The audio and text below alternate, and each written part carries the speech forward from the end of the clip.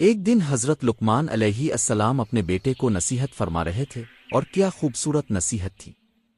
انہوں نے کہا، میرے بیٹے، اگر کوئی عمل رائی کے دانے کے برابر بھی ہو، چاہے وہ کسی چٹان کے اندر چھپا ہو، آسمانوں کی بلندیوں میں ہو یا زمین کی گہرائیوں میں، اللہ اسے ضرور سامنے لے آئے گا۔ سبحان اللہ!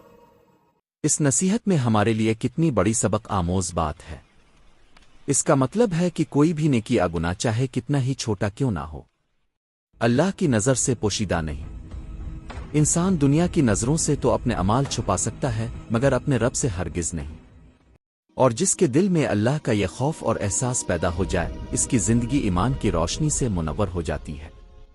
یاد رکھیے، اللہ سب کچھ دیکھتے ہیں، لیکن وہ صرف ڈرانے والے نہیں، بلکہ وہ بڑے مہربان اور معاف کرنے والے بھی ہیں۔